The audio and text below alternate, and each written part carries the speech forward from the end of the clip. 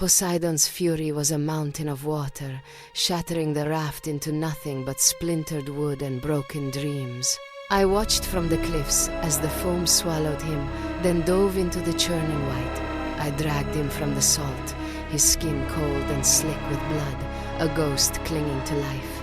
I pulled his heavy body onto the sand, watching his fingers hook desperately into the wet earth, as if the land itself might slide away. He collapsed into the olive thicket, his chest rising in shallow, jagged gasps that rattled in the silence. I knelt beside him, my fingers trembling as I brushed the stinging salt from his matted hair. I watched him drift into a sleep so deep it looked like death, and in that moment I claimed him. For 7 long years, my cave became his entire world. I kept the hearth fire burning day and night, the flames casting flickers of gold against the cold stone walls.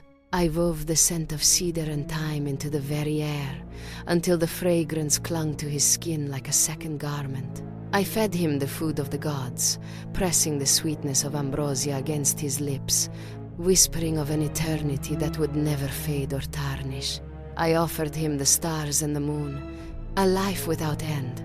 He would look at me, his eyes wide with a fleeting wonder, but then he would always turn his head back to the empty, gray horizon. He remained silent, his gaze fixed forever on the sea, searching for a home I could not give him. Then Hermes arrived, the messenger of the heights. He stood at the cave entrance, his winged sandals still at last, his face as hard and unyielding as polished marble. He did not touch the nectar I offered. He did not look at the beauty I had built.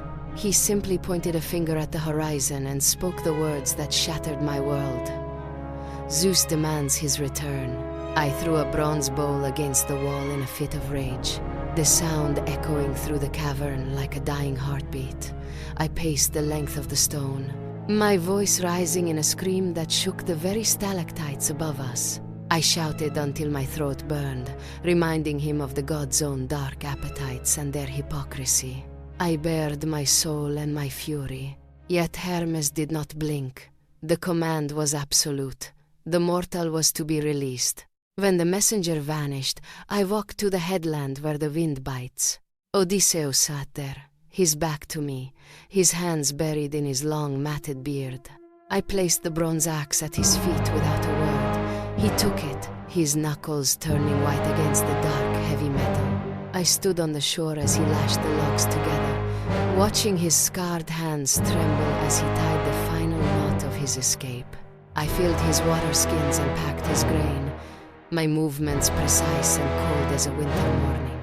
I summoned the warm, steady wind to catch his sail, a final gift from a broken heart. I watched the speck of his boat grow smaller and smaller, until it vanished entirely into the blinding glare of the sun.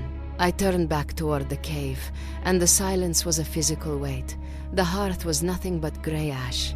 I touched the bed where he had lain for 7 years. The depression in the linen was already losing its heat, fading like a ghost. I walked to my loom, but the thread snapped under my touch. Now I sit in the center of the dark room, listening to the waves. I do not sing for lovers anymore. I sing a melody that carries the hollow ache of the tide. Sailors hear my voice across the water and drop their heads, unaware that they are mourning for me. I am immortal, and my memory is a cage that never opens. I remain on this island, waiting for the sea to wash away the scent of him that still lingers on the stone. No like, no sub, no bell? You're cursed, like Tantalus. Comment to break it. Epic Mythos Unveiled. Thanks the uncursed. This is Epic Mythos Unveiled. Thanks for watching.